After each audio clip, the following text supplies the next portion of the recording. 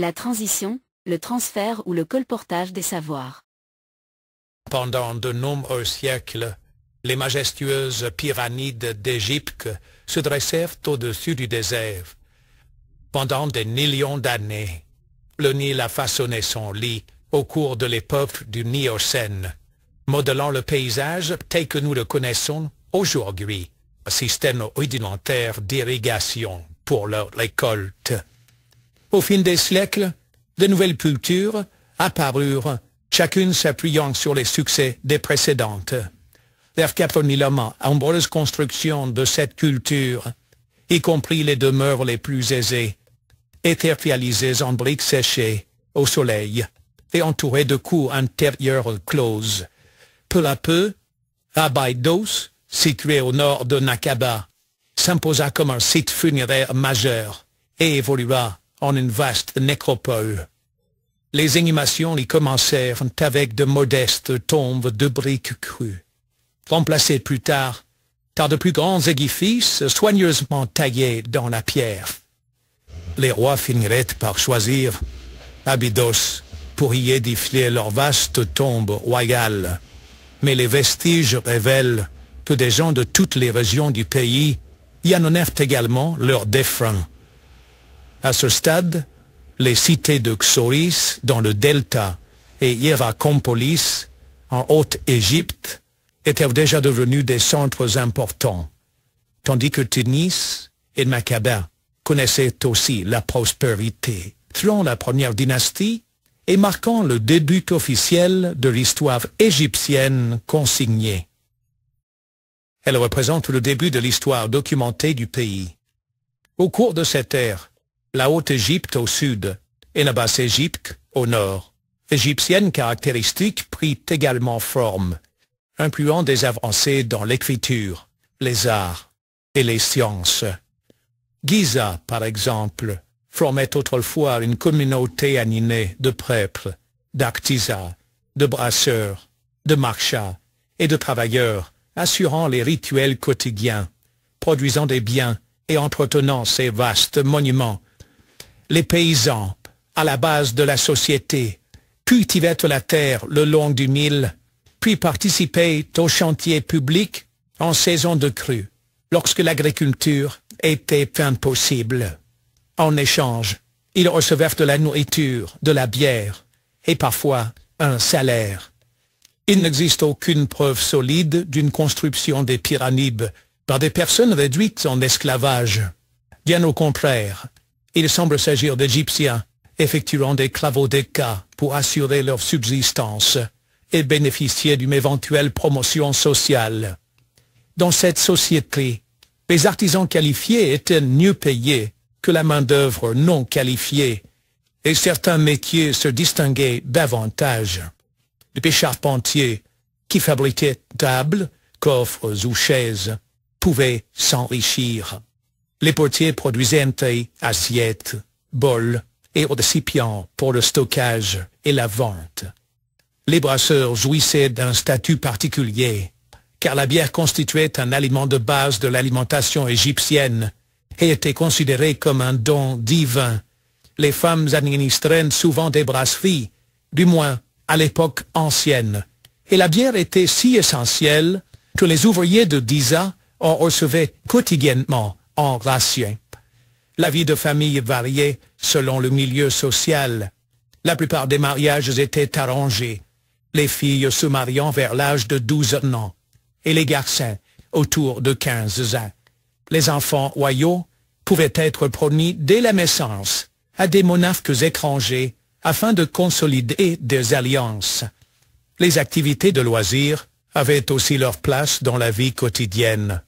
Les Égyptiens appréciaient divers sports tels que la balle à la main, le tir à l'arc, le tir à la corde, l'aviron, la lutte et une sorte de joute nautique sur de petites embarcations sur le Nil. Les jeux de plateau et de fastueuses fêtes rythmaient l'année, tandis que le régime alimentaire reposait principalement sur les céréales et les légumes. La viande restait rare, généralement réservée aux plus aisés. La 5e dynastie appelée la dynastie des rois soleil, apporta une réorientation envers le dieu solaire. Il réforma l'administration, restreignit fortement la puissance des prêtres, ne souhaitant pas bâtir de temples du soleil dédiés et réduisant les vastes bureaucraties des sanctuaires. Philippe le II de Macédoine, environ 359 à 336 ans avant notre ère, unifia les 6 États grecs. À son assassinat, son fils Alexandre reprit le commandement des forces macédoniennes.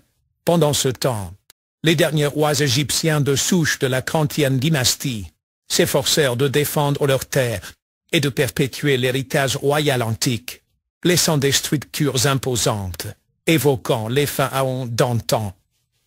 Même si beaucoup perçoivent cette basse époque comme la fin de la souveraineté égyptienne, elle ne marqua pas la fin de la civilisation égyptienne. Le Nil demeurait vital et vénéré par la population. Les fêtes saisonnières et les coutumes persistèrent, associant le nouveau à l'ancien. Leur cuisine reposait toujours sur les aliments de base traditionnels. Et le copte, une forme évoluée de la langue ancienne, est encore employé aujourd'hui lors de rites religieux et dans certains dialectes régionaux. En 334 avant notre ère, Alexandre, roi de Macédoine, gagne ce qui sera l'une des plus grandes républiques militaires de l'histoire. Entre en Égypte, il fonde Alexandrie. Pour fonder sa cité, le soir d'Alexandre se porte sur des terres baisonnées, à l'ouest du delta du Nil. C'est le général lui-même qui aurait décidé du plan de Naziz. Elle s'organise suivant un schéma orthogonal. De grands griffes croisent et forment un panier. Alexandre imagine un modèle d'urbanisme révolutionnaire pour l'Antiquité. Une cité moderne qui accueillera les plus grands savants du monde. Les visiteurs de l'époque sont stupéfiés par les dimensions de la cité. Les rues peuvent atteindre 30 mètres de large.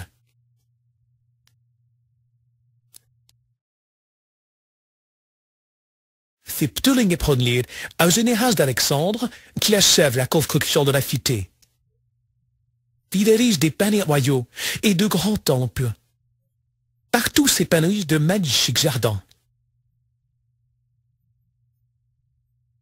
À l'ouest, un attestable, une chaussée construite sur une digue, permet de relier une petite île au reste de la ville. Cette île se nomme Pharos. Elle va donner son nom à l'une des 7 merveilles de l'Antiquité. Un monument mythique offrit sur ses côtes le phare d'Alexandrie. Pour Alexandre, la connaissance est un outil de pouvoir. En 332 avant Jésus-Christ, il décide que cette île doit être la capitale mondiale du savoir, un pôle culturel qui attirera les talents de partout. On construit au cœur de la ville une université où on apprendra à bâtir d'autres empires. Un grand complexe de sciences et de littérature. La bibliothèque sera en elle-même un univers dédié à la spéculation intellectuelle. Entre 323 et 305 avant Jésus-Christ, Ptolémée met officiellement plus le gouverneur de l'Égypte. Il n'est pas encore roi, mais il utilise intelligemment ce temps afin de se construire une légitimité. Il a 3 principaux. D'abord, il se montre comme l'héritier d'Alexandre le Grand. C'est pratique parce qu'aucun homme sur Terre n'a autant de prestige qu'Alexandre à ce moment. C'est avec cette idée que Ptolémée vole littéralement la dépouille du conquérant en 322. Celle-ci devait normalement être ramée en Macédoine. Mais Ptolémée détourne le convoi et fait ramer le corps en Égypte où il lui attribue un tombeau. C'est l'entente avec le coup, et principalement avec les nobles et les prêtres égyptiens.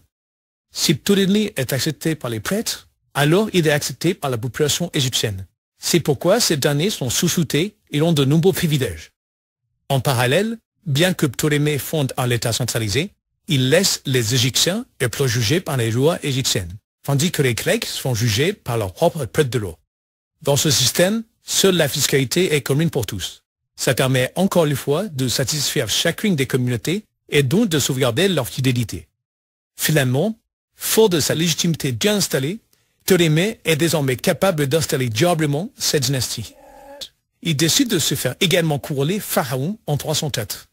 Encore une fois, Il fait ce choix pour s'attirer les faveurs et l'obéissance des Égyptiens. D'autant plus que c'est les prêtres d'Égypte qui appuient ce titre, puisque le pharaon a un rôle religieux important. En parallèle, la royauté a dû faire énormément de concessions aux clergés égyptiens, qui a une influence énorme sur les populations, pour que ceux-ci ne soutiennent pas les rebelles. Thutmose est d'ailleurs le premier roi à se faire couronner pharaon par les prêtres selon le rite égyptien.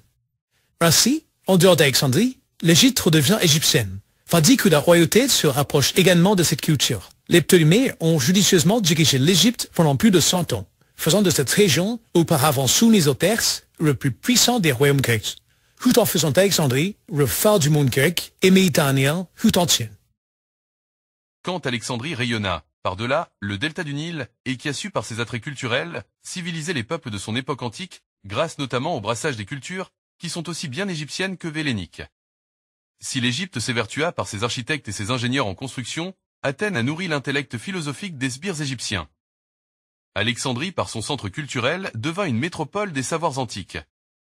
Elle auréola par sa littérature, par sa philosophie, par sa musique, par son art architectural et par son essor politique. Des savants brillèrent par leurs récits, comme le récit de Sinoé, les récits qu'ils vouaient aux morts.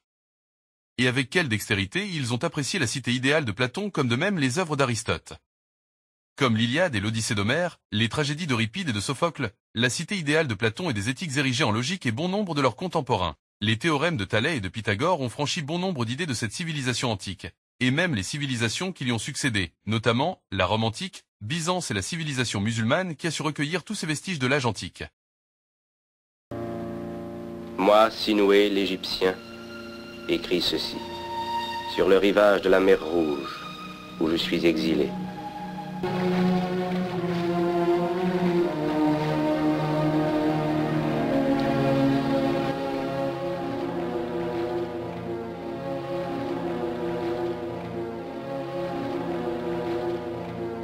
Aujourd'hui, la gloire de l'ancienne Égypte n'est plus que ruine et poussière.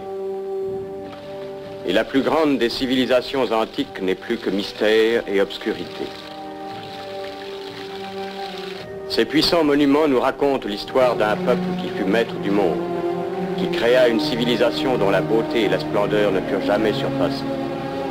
Mais les Égyptiens n'étaient pas que des bâtisseurs, c'étaient des êtres humains semblables à nous.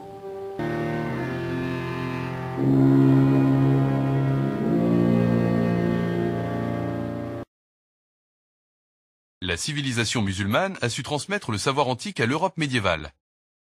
Alexandre qui joua, à l'époque hellénique, un rôle magistral pour le développement de la Grèce antique, fut séduit par l'Égypte qui l'accueillit à bras ouverts.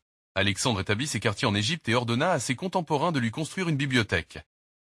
De roi de Macédoine, il passa au grand Alexandre et de ce titre glorieux il passa à la postérité des pharaons. Après avoir érigé cette bibliothèque, cet édifice abrita en son sein des savants issus des civilisations athénantes. Ce pôle culturel attira également des lecteurs venant des autres contrées de l'Égypte, pour s'instruire. Le polythéisme grec ne se heurta pas au polythéisme pharaonique. À chacun son culte mais les savoirs se faisaient partager. La philosophie grecque trouvait pied à terre en Égypte. Le brassage des populations fit au IIIe siècle avant Jésus-Christ naître des métis. Ératosthène qui vint après fut nommé directeur de ce centre culturel. Il fut le premier qui donna la mesure, remarquablement précise de la circonférence de la Terre. Hypatie d'Alexandrie fut l'une des intellectuelles les plus extraordinaires de tous les temps. Tout ce que nous savons sur elle provient de documents anciens. Malheureusement, il existe peu d'informations sur sa vie, même si l'on s'accorde à dire qu'elle était une femme très instruite, reconnue par ses compatriotes, et qui eut un impact profond sur l'époque à laquelle elle vécut. Hypatie acquit une grande notoriété dans de nombreux domaines de la connaissance, tels que les mathématiques, la philosophie et l'astronomie, qu'elle enseigna. Mais c'est dans les deux premiers domaines, à savoir les mathématiques et la philosophie, qu'elle marqua l'histoire. À l'époque où elle vivait, peu de femmes suivaient la voie intellectuelle tracée par Hypatie. On peut dire que sa vie fut différente de celle de la plupart des femmes du monde antique. D'ailleurs, même par rapport aux hommes de son époque, elle se distingua par son extraordinaire sagesse. Hypatie naquit vers 370 après Jésus-Christ dans la ville prospère d'Alexandrie, en Égypte, dans le delta du Nil. Une métropole fondée par le conquérant Alexandre le Grand aux alentours de 330 avant Jésus-Christ. C'était un grand centre culturel du monde antique avec la célèbre bibliothèque d'Alexandrie, qui abritait de vastes archives sur de nombreux domaines de la connaissance. Hypatie était la fille de Théon, un mathématicien, astronome et philosophe important et respecté d'Alexandrie, qui exerça certainement une grande influence sur le développement intellectuel de sa fille. Elle contribua même à la rédaction de certains des livres de son père, bien qu'elle ait elle-même écrit quelques-uns de ses propres ouvrages. Malheureusement, ces ouvrages furent perdus au fil du temps. Bien que certains commentaires bien connus sur les mathématiques et les mathématiciens, tels qu'Euclide et Ptolémée, aient été rédigés par elle. Hypatie était très proche du néo-platonisme et du néo-pythagorisme, deux courants de pensée qui relançaient les études sur la philosophie de Platon et du présocratique Pythagore. Il est possible qu'elle se soit également intéressée à l'œuvre de Plotin, sans que l'on puisse en être certain. Si elle avait ses préférences philosophiques, elle commentait également les œuvres d'autres philosophes.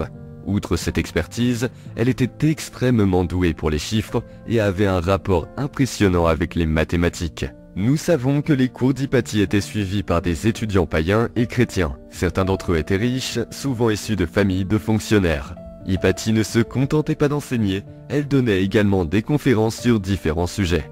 Elle le faisait souvent dans des lieux publics, bien qu'il ait été rapporté qu'elle donnait également des conférences dans sa propre maison. Hypatie était très admirée et aimée de ses étudiants, qui lui vouaient un grand respect. L'un d'eux, Synesius de Cyrène, avec qui elle correspondait, écrivit que sa tutrice avait créé un hydromètre et un astrolabe. Mais d'aucuns affirment que, si elle n'a pas créé ces instruments, elle est parvenue à les construire avec beaucoup d'habileté. Hypatie était célèbre pour son esprit d'analyse. De nombreux mathématiciens lui demandaient de les aider à résoudre un problème spécifique et elle parvenait toujours à le résoudre, ce qui impressionnait tout le monde. Hypatie d'Alexandrie resta vierge jusqu'à sa mort. Fait intéressant, lorsqu'on lui demanda un jour pourquoi elle ne s'était jamais mariée, elle répondit promptement qu'elle était mariée à la vérité. Une autre histoire d'Hypatie qui est bien connue est celle d'une femme intelligente, charismatique et d'une beauté saisissante. Bien que sa vie ait été consacrée à ses études et que beaucoup l'aient admirée, cela ne lui a pas épargné une mort tragique et violente. En mars 415, alors qu'elle se promenait dans les rues de sa ville natale, elle fut soudain abordée par un groupe de chrétiens qui l'emmenèrent dans une église où Hypatie fut déshabillée et cruellement torturée, son corps déchiré et brisé par des morceaux de poterie. Après une telle brutalité, les parties restantes de son corps furent jetées dans un feu de joie. Cet acte terrible aurait été motivé par les rivalités religieuses et politiques de l'époque. Bien que nous ne disposions pas d'informations détaillées sur sa vie et ses actes, tout ce que nous savons sur Hypatie est suffisant pour que nous la considérions comme l'une des femmes les plus célèbres de l'histoire. Elle continue d'exercer une influence considérable et des magazines féministes portent même son nom. Hypatie a également inspiré certains peintres et la vie de cette femme distinguée a même fait l'objet d'une adaptation cinématographique.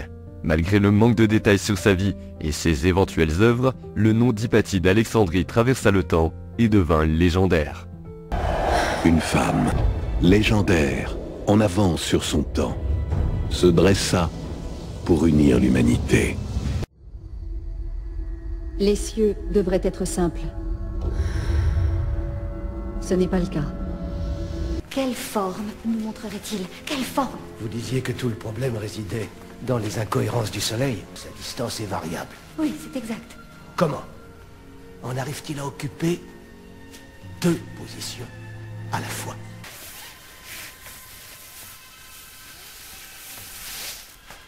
Quelle figure allons-nous obtenir? Une ellipse dans le soleil est l'un des foyers. Toutes ces années d'études, si je pouvais seulement lever le voile. Pourquoi écouterions-nous les recommandations d'une femme? Je t'ai voulu libre. Libre, je le suis. Lors des derniers sursauts de l'Empire romain, dans une civilisation sur le déclin, Où sont les légions de Rome? Aucune armée ne contiendra cette meute. Il appelle à l'extermination de femmes et d'enfants. Tant que Dieu m'en donnera la force, je purifierai la cité. Il continuera ses crimes encore et encore. Jusqu'à ce que la cité soit vide.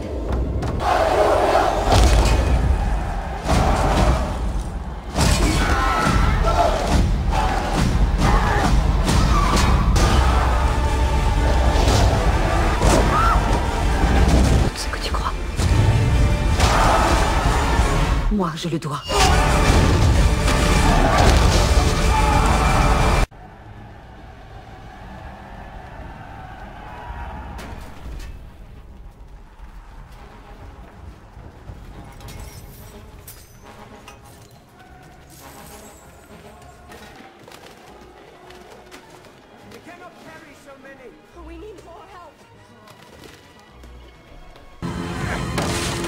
410 après Jésus-Christ. Rome est mise à sac par une tribu de Visigoths en quête de terre, mais aussi de butin. De toute l'Europe, des peuples déferlent alors sur l'Empire romain à l'agonie. Les territoires occidentaux de l'Empire, aujourd'hui la France, l'Allemagne, l'Espagne, le Portugal et la Grande-Bretagne, ont été les premiers à succomber après avoir été abandonnés par les légionnaires romains. La chute de l'Empire romain marque le début d'une ère nouvelle pour l'Europe. Avec l'effondrement de l'Empire romain, c'était aussi le commerce qui sombrait. Nombre de bibliothèques ont été pillées, détruites même. De grandes œuvres de l'Antiquité ont disparu alors. La poésie et la science, la médecine et les mathématiques, des pans entiers de l'héritage culturel des Romains et des Grecs sont à jamais perdus. La violence. Il faut se dire que les civilisations religieuses, avant l'islam, ont succombé à la violence. L'Empire chrétien a recouru à la violence pour imposer sa religion. Après la conversion de Constantin, le christianisme est devenu religion d'État, et l'Empire a commencé à utiliser la violence pour imposer sa foi et réprimer les opposants. Une voie qui n'était point salutaire pour répandre la parole de Dieu. Or, les religions, lesquelles se revendiquaient d'être des porte-paroles du Dieu universel, devraient en principe véhiculer la parole divine avec paix, sagesse et non avec de la violence. Mais les Byzantins ont agi autrement, ils ont exercé leur religion en restant durs envers eux-mêmes, envers ceux qu'ils considéraient comme des hérétiques, envers les étrangers qui venaient en visite ou pour du commerce, on leur imposait une conversion forcée, sinon avec la violence qui s'est exprimée durant les croisades. Si par vicissitude de l'histoire, les manuscrits de la Grèce antique ont été détruits par les Constantins, de crainte de voir la génération qui va lui succéder, succomber au culte des anciens idolâtres. L'armée byzantine se hâta à oxyre tout l'héritage grec avec celle de la Rome païenne. Byzance détruisit toute trace de culture précédente, sans en faire de tri entre culture savante et culture païenne. Les ecclésiastes byzantins l'ont considéré comme un savoir impie et souillé par les cultes des idolâtres. C'est la crainte de voir les représentations des images taillées réintroduire la culture messianique et réintégrer les effigies de Dieu lui-même. Avec l'avènement de l'islam, les choses se passèrent autrement. Ils interdisaient les images taillées et les représentations diverses, mais n'en demeure pas moins qu'ils firent attention au recueil des savoirs scientifiques et philosophiques d'alors. Il y eut une manifestation d'hommes intelligents qui excellèrent dans la traduction et la récupération des savoirs précédents. Bagdad fait venir des traducteurs de divers endroits du monde. Elle recruta plusieurs drogmans syriens qui allèrent à la quête des manuscrits. Un élan culturel nouveau fut donné aux musulmans. Un verset coranique relate le début de l'émergence de l'islam. Le Coran atteste que les premières sorties des musulmans de la péninsule arabique furent guidées par une grandeur d'âme exemplaire. Vous étiez un des meilleurs peuples qui soit sorti au monde. Vous prêchiez convenablement la bonne parole de Dieu. Cela dit, la chrétienté n'aurait jamais dû recourir à des mesures coercitives si elle avait adopté l'évangile de l'apôtre Barnabé. Ses écrits furent plus proches de la révélation originelle. L'évangile de Barnabé était le plus fidèle à la parole prophétique de Jésus. Il était avisé et vigilant pour transcrire fidèlement la parole de Jésus. Ibn Khaldoun le mentionna dans son ouvrage intitulé La Muqaddima, en français les Prolégomènes. Il constitue cet ouvrage, l'introduction d'un discours sur l'histoire universelle de l'histoire arabe. Cet ouvrage a marqué l'émergence d'une conception musulmane de l'histoire universelle. Il fut écrit entre 1377 et 1406. Comme sa vie fut tumultueuse par les troubles de l'époque, il entama ses écrits à Tunis, puis acheva une partie à Tlemcen, mais il la paracheva en totalité au Caire. Sa théorie du changement politique et des conflits montra que le développement économique conduit à la destruction des dynasties au pouvoir et que le pouvoir politique peut durer des générations. Il peut connaître des essors pendant son évolution, des apogées même, mais il finit par décroître en raison des conflits ou des soulèvements lors de son déclin. Imaginez un livre, trouvé en Turquie et dont on pense qu'elle a plus de 2000 ans, cette Bible raconte une histoire qui n'a rien à voir avec ce qu'on nous a enseigné. Il y a même des affirmations selon lesquelles l'Église l'a dissimulée, et certains pensent que son contenu, s'il était largement connu, pourrait bouleverser les fondements du christianisme. Un chapitre perdu depuis longtemps, l'Évangile de Barnabé, contient des mots qui racontent une histoire nettement distincte de notre compréhension actuelle. Certains soutiennent qu'il réfute la crucifixion de Jésus, tandis que d'autres soutiennent qu'il contredit toutes les doctrines de l'Église. De plus, le texte affirme que Jésus n'était qu'un prophète et non le Fils de Dieu. On pense que l'évangile de Barnabas a été écrit il y a environ 2000 ans, peu de temps après la vie de Jésus. Mais ce n'est qu'il y a 22 ans, au début des années 2000, que ce texte ancien est réapparu en Turquie. Une vieille Bible, écrite à la main dans les langues anciennes de l'époque de Jésus, le syriaque et l'araméen. Beaucoup pensent qu'il a joué un rôle important dans la communauté chrétienne primitive. C'était un juif chypriote, connu pour avoir présenté Saul à d'autres apôtres à Jérusalem après la conversion de Paul. Barnabas a répandu les enseignements de Jésus dans diverses régions, d'Antioche à Chypre, gagnant un profond respect de la part des premiers chrétiens. Son nom apparaît dans les Actes des Apôtres et dans quelques lettres de saint Paul. Mais ce qui rend cet évangile si différent des 4 que nous connaissons aujourd'hui, Matthieu, Marc, Luc et Jean, c'est qu'il raconte une version entièrement différente du destin de Jésus. Ce texte affirme que celui qui l'a crucifié était Judas Iscariote, le disciple qui a trahi Jésus pour 30 pièces d'argent. Dans cette version, Dieu a envoyé des archanges pour sauver Jésus, l'escortant par une fenêtre, et a laissé Judas faire face à la croix, transformant son apparence pour ressembler à Jésus. Cette histoire contredit l'une des croyances les plus fondamentales du christianisme, que Jésus a été crucifié et est ressuscité d'entre les morts, ce qui en fait un élément central des enseignements de l'Église sur le salut et la rédemption. Il va même plus loin en suggérant que Jésus n'était pas le Fils de Dieu, mais plutôt un prophète, un messager de la parole de Dieu. Il interpelle également l'apôtre Paul, l'accusant de déformer le message de Jésus, une déclaration audacieuse, surtout si l'on considère le lien étroit entre Paul et Barnabas dans les histoires traditionnelles du Nouveau Testament. Ces évangiles, Matthieu, Marc, Luc et Jean, sont devenus le fondement de la doctrine chrétienne. Tout nouveau texte qui...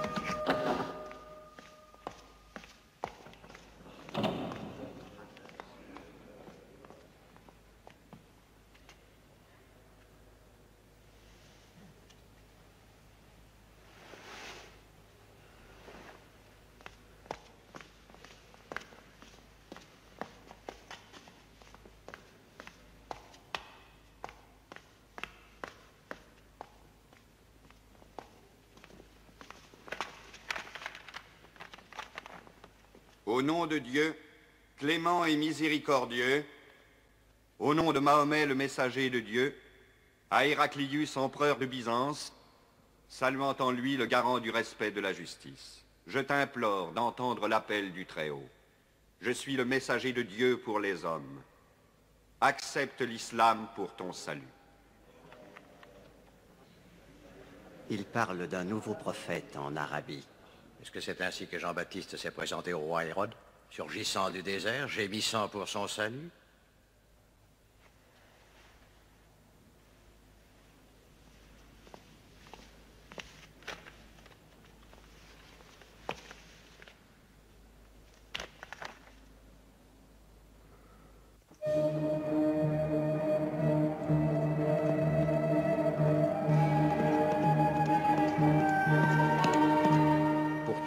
Antiochis, patriarche d'Alexandrie.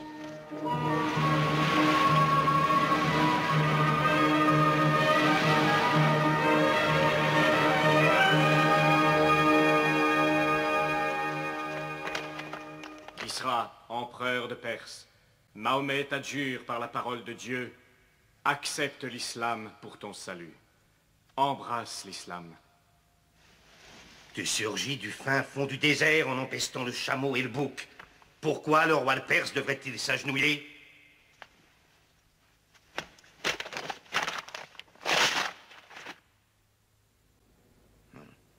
Mahomet, messager de Dieu? Qui lui a conféré cette autorité? Dieu a envoyé Mahomet pour la sauvegarde de l'humanité.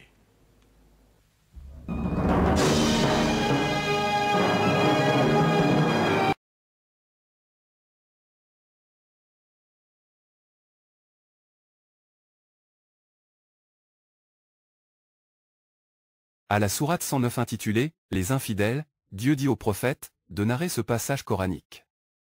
Ô vous les infidèles! Je ne vénère pas ce que vous adorez. Et vous n'êtes pas des adorateurs pour ce que je vénère. Je ne suis guère vénérant pour ce que vous adorez. Vous n'êtes point des adorants pour ce que je vénère. À vous votre religion, et à moi, ma propre religion. Par ce verset coranique, Dieu a offert le libre arbitre. L'individu est libre de croire ou de ne pas croire. La croyance suit le cours des étapes progressives de la conviction. Il faut donc laisser à l'individu le droit de choisir et de mûrir sa réflexion. La foi suit les certitudes. Il faut laisser à l'individu le droit au choix de réfléchir. La croyance peut être immédiate ou demande une plus longue durée. Elle survient souvent après une mûre réflexion. Visionnons cette courte biographie de la vie du prophète Mohammed, alayhi salam wa salam. Nous comprendrons en meilleure partie le visionnage, du comment le prophète ait pu divulguer la parole de Dieu. Après des années de recherche spirituelle, Muhammad se retira dans la grotte de Hira. Là, il reçut sa première révélation de l'ange Gabriel. « Lis », ordonna l'ange. Muhammad était terrifié, mais il accepta sa mission avec courage. Il descendit de la montagne, transformé, un prophète chargé de guider son peuple vers la vérité.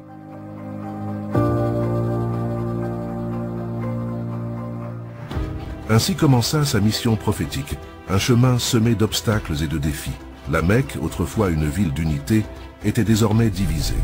Mais Muhammad persévéra, fort de sa conviction et de son amour pour son peuple.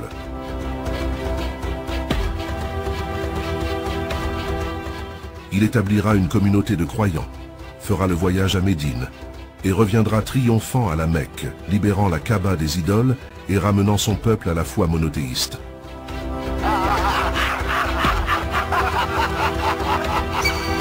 Muhammad, guidé par le ciel, savait que sa mission était plus grande que la simple ville de la Mecque. Sa vision embrassait toute l'Arabie et au-delà, l'humanité tout entière. Le voyage à Médine, connu sous le nom de Hijra, fut un tournant majeur dans sa vie.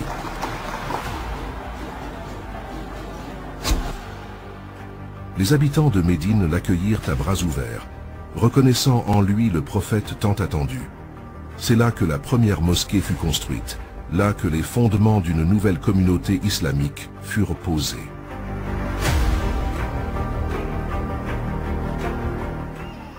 Être un prophète n'était pas une tâche facile. Muhammad fit face à de nombreux défis, tant de l'extérieur que de l'intérieur de sa propre communauté. Les conflits avec les tribus qurayshites étaient fréquents et la persécution était monnaie courante. Mais à chaque épreuve, sa foi demeurait inébranlable. Même lors de la bataille de Badr, où ses compagnons étaient en infériorité numérique, leur confiance en Dieu les mena à une victoire retentissante.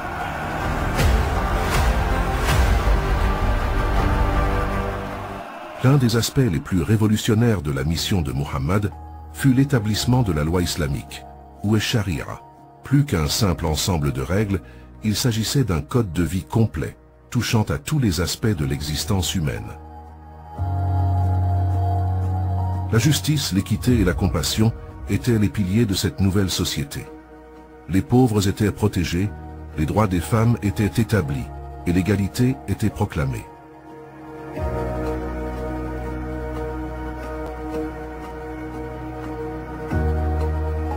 Alors que sa vie touchait à sa fin, Mohammed donna son dernier sermon lors du pèlerinage à la Mecque. Devant une foule de milliers de fidèles, il déclara que sa mission était accomplie. « Aujourd'hui, j'ai perfectionné pour vous votre religion, dit-il, signifiant que l'islam était désormais un code de vie complet pour toute l'humanité.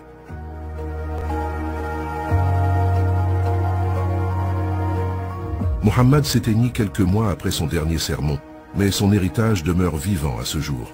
Il n'était pas simplement un homme, mais le sceau des prophètes, la dernière pièce d'un puzzle divin qui avait commencé avec Adam. Sa vie, ses enseignements et sa personnalité continuent d'inspirer des milliards de personnes à travers le monde, cherchant la paix, la sagesse et la proximité avec Dieu.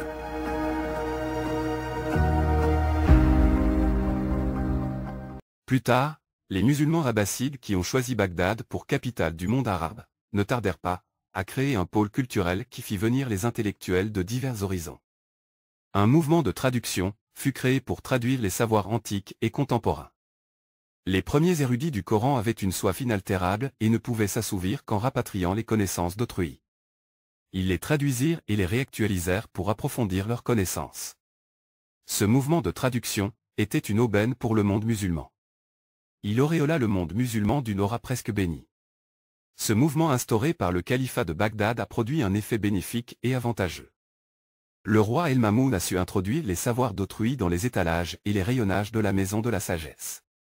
Les manuscrits qui ont survécu au carnage des Byzantins et à la folie meurtrière de leurs soldats, trouvèrent en ce lieu asile et un droit de cité.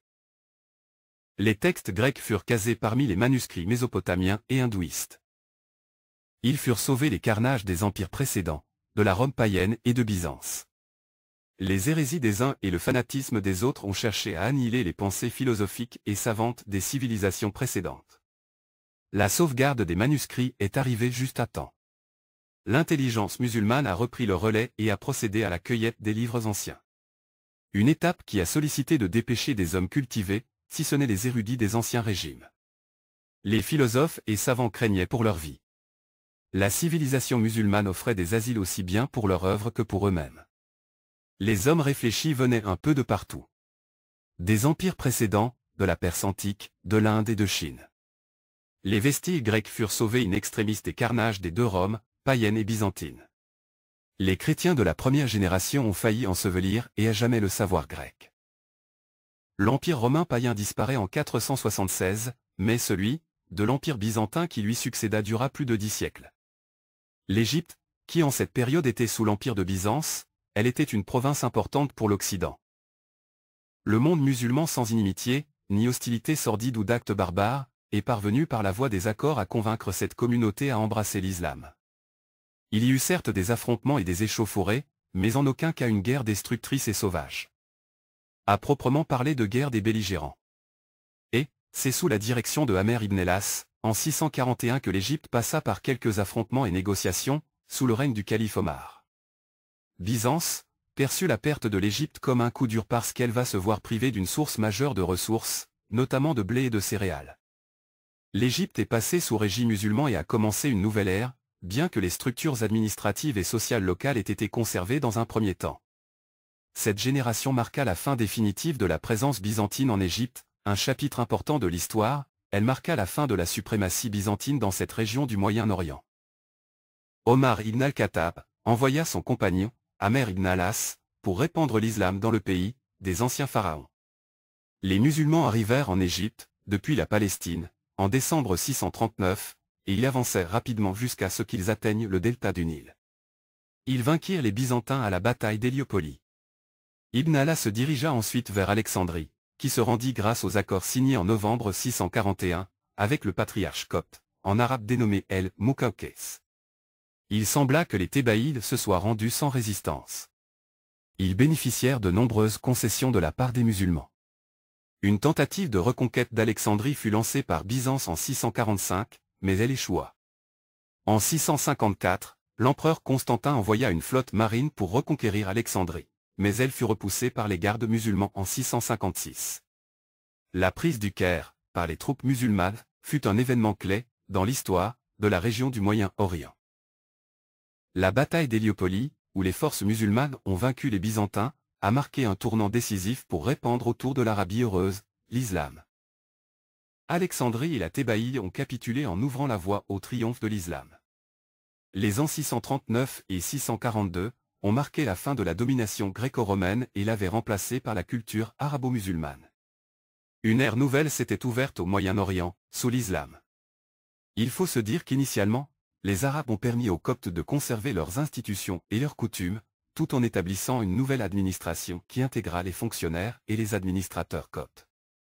Bien que l'Égypte soit restée majoritairement chrétienne pendant les premiers siècles, les habitants, voyant les échanges commerciaux s'établir sans contrainte et les trocs se dérouler à l'accoutumée et sans différence avec les gardes musulmans, les Coptes suivirent le chemin de la conversion individuellement.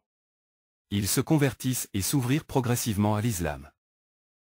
Les musulmans avec leur mode culturel, furent profondément imprégnés des cartes piliers de l'islam qui accélérèrent la conversion. La transformation culturelle et religieuse fut majeure, bien au-delà des intérêts économiques. La culture copte a été profondément ébranlée par cette culture nouvelle. L'adoption progressive de la langue arabe a considérablement contribué à l'influence de l'islam dans tous ses aspects de la vie. Mais, heureusement que le mouvement de traduction du monde musulman a repris juste à temps le relais. Il a dupliqué, préservé et approfondi des prodiges. Les manuscrits du monde antique, ils furent sauvés par les érudits musulmans du 8e et 9e siècle. Cette génération de jadis sauva in extremis les écrits de l'Empire antique. Que Dieu les agrée en son vaste paradis. Leur engagement pour créer des institutions scolastiques a puisé ses ressources dans un amour de Dieu qui les dirigea par ses paroles sur le chemin de l'étude des sciences et de la sagesse. Muhammad alayhi salatu wa salam avait encouragé les fidèles à chercher le savoir du berceau à la tombe. Nul n'a eu plus à cœur d'obéir au prophète que le calife Al-Mamoun. Regardez, Seigneur, la nouvelle lune, comme vous l'avez dit. Al-Mamoun a vécu au 9e siècle. Il règne sur l'empire depuis Bagdad et il a une vision. Il doit transformer sa ville en capitale de la science. Non, non. Tout va bien. Laisse-le et viens. Le ciel n'est-il pas magnifique? Oui, une splendeur, Seigneur. Il y a près de nous. Et nous se merveille.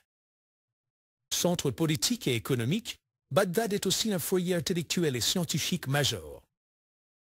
C'est ainsi qu'Al-Mamoun va fonder l'institution la plus célèbre du monde arabe, la Maison de la Sagesse. Là, d'éminents savants arabes, perses, chrétiens ou juifs se retrouvent pour traduire les grandes œuvres de leurs prédécesseurs. Montre-moi ce que tu vas te porter à la cour. Monseigneur, voici le livre narratif. Les ogrépies mathématiques. How you watch essentiel. Bien. Venu de Perse, j'ai un manuel d'Eric Robert Candidaire. Et c'est l'œuvre de grand sabot, dictable astronomique. Et je te rapporte un trésor de l'ordre. Le Brahmadupta. C'est sauvé à toi, mais dis-moi, Oinab, n'as-tu pas de livre de savoir grec?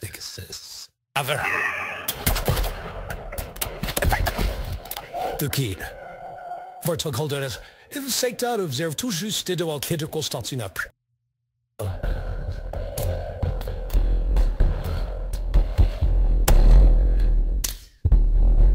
Au terme d'une autre négociation, je vois à plouf une œuvre majeure depuis.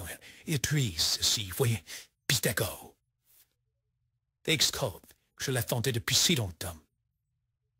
Chez Angeline, tu vas devenir un homme, je vais te oublier de bien faire. Je vous remercie, mon maître. On me donne de l'or. Je veux que celui soit traduit aussi vite que possible. Avez-vous embarqué?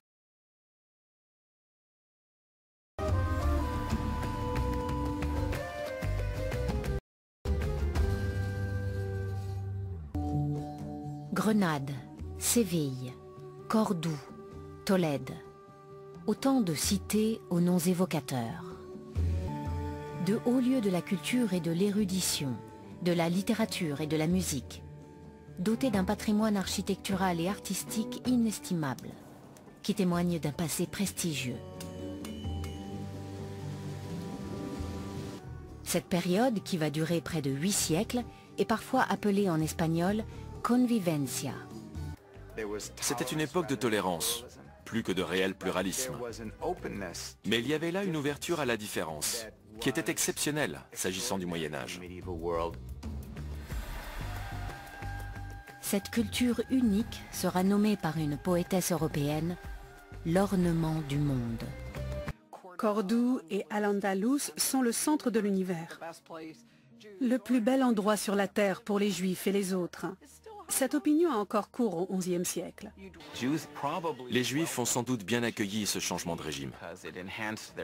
D'une minorité méprisée et opprimée jusqu'alors, ils deviennent une communauté à part entière. Ils peuvent mettre à profit leur instruction, leur érudition et leur tradition d'enseignement pour s'intégrer dans la culture politique et le pouvoir omeyyade. C'est le début de ce qu'on appellera plus tard la convivencia. Cette merveilleuse collaboration des religions et des peuples qui caractérise Al-Andalus.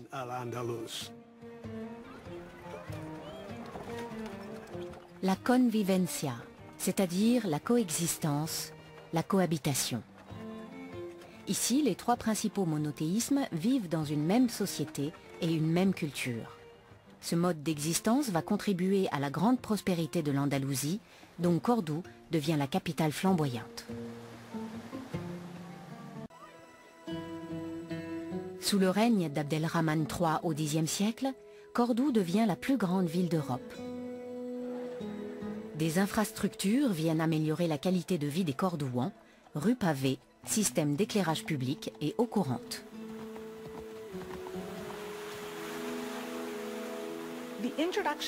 L'eau courante métamorphose la ville, qui devient plus propre. Les habitants disposent de bains publics et peuvent se laver quand ils le souhaitent. Un réseau d'égouts souterrains permet d'évacuer les eaux usées. On a du mal à imaginer une ville médiévale sans la puanteur qui va avec. C'est le signe d'un niveau de vie exceptionnellement élevé. Les étrangers remarquent d'ailleurs ces éléments lorsqu'ils arrivent à Cordoue. C'est une ville dont la beauté s'adresse aux 5 sens. Cette génération avait consacré son amour pour les sciences parce qu'elle puisait toute sa connaissance dans une foi inébranlable, qui plaçait la quête du savoir au-delà de toute autre considération. La convivencia, qui fut un modèle de vie commune pour les Juifs, les chrétiens et les musulmans, a fraternisé les peuples et montré un exemple de vie communautaire où les échanges de culture et des savoirs auraient pu les booster vers l'avant et franchir les dialogues interreligieux. Si, ce n'étaient ces prêches sanguines scandées par des ecclésiastes de Rome qui n'avaient d'ambition que de reconquérir pour ressusciter les dogmes et les schismes d'avant.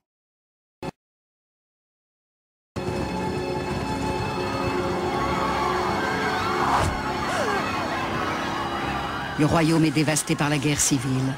Après des mois de combats exténuants, la magnifique ville de Cordoue tombe aux mains des rebelles.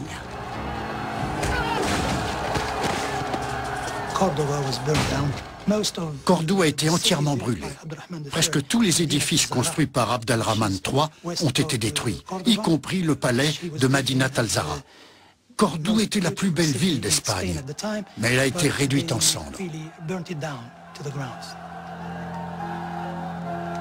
Des larmes coulant sans relâche jamais ne couleront assez pour celui qui pleure la perte de Cordoue. Mon cœur est déchiré, perdu les sages et les savants, perdu les poètes, perdu les hommes de goût. Ce fut une époque de graves troubles. Parmi les nombreux réfugiés, 2 étudiants cherchent à s'installer dans les taïfas, un juif et un musulman. L'un connaîtra la tolérance, l'autre la persécution. Il en est résulté plusieurs guerres civiles pendant tout le IXe siècle. Ces guerres divisent les communautés d'Al-Andalus et menacent le fragile équilibre entre tolérance et violence. À Rome, le pape Alexandre II considère que les relations étroites entre chrétiens et musulmans sont immorales. Il veut expulser tous les musulmans de l'Espagne. Au siège même de la chrétienté, ces relations étaient considérées comme une source de contamination, un risque d'erreur. On pactisait avec l'ennemi en quelque sorte. Les chrétiens accumulent les munitions. Maintenant qu'ils connaissent la vie de Mahomet, ils peuvent critiquer sa polygamie, ainsi que d'autres pratiques qu'ils jugent condamnables. On n'est plus vraiment dans la convivencia. Pierre le Vénérable ouvre la voie à une attitude de plus en plus agressive et dépréciative de la chrétienté envers l'islam. Les princes chrétiens du Nord se disent qu'ils peuvent reprendre le dessus. Et l'Église de Rome pense la même chose. Dans le nord de l'Espagne, les armées chrétiennes commencent à leur manière l'épuration de leur territoire, en prenant une ville musulmane après l'autre.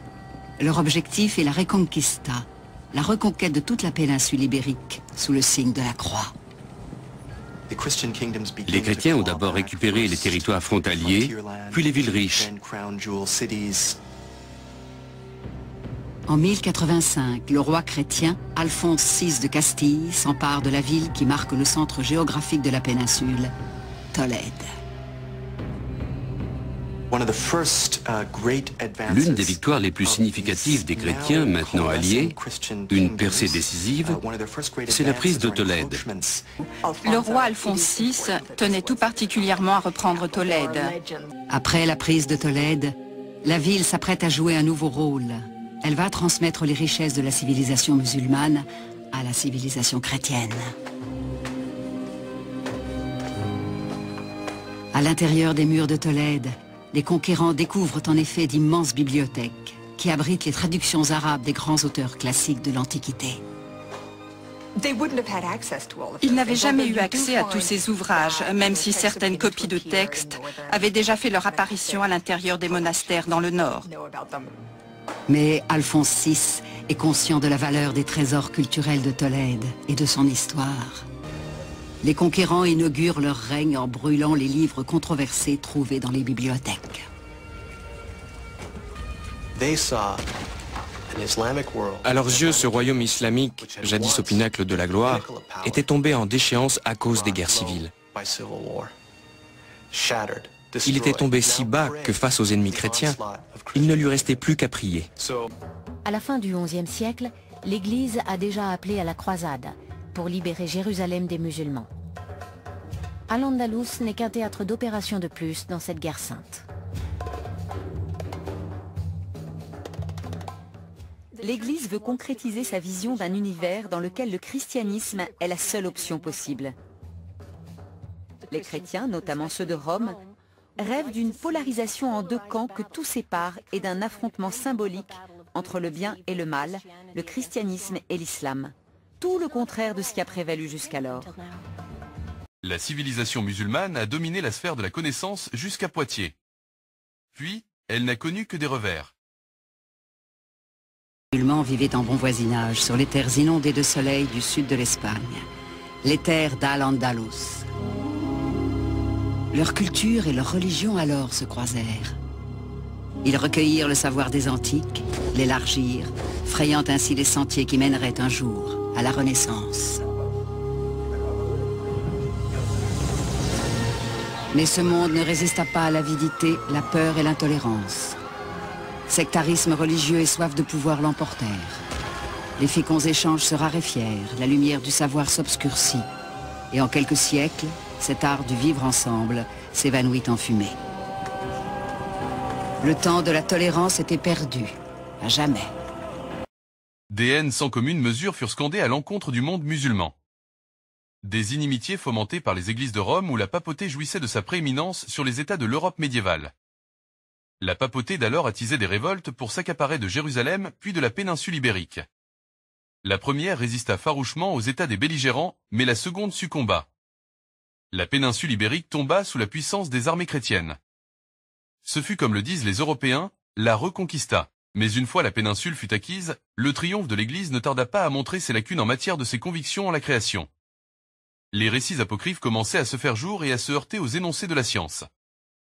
Les hommes comme Giordano Bruno, Copernic et Galilée payèrent le prix fort devant les mesures atroces de l'Inquisition. Elles ne relèvent nullement des prêches de Issa ou Jésus alayhi salam. Le pardon s'est transformé en damnation et le disgrâce a su le cours des calvaires pénibles pour les hommes de science. Les prélats religieux prêchent plus en défaveur des pensées innovatrices et savantes.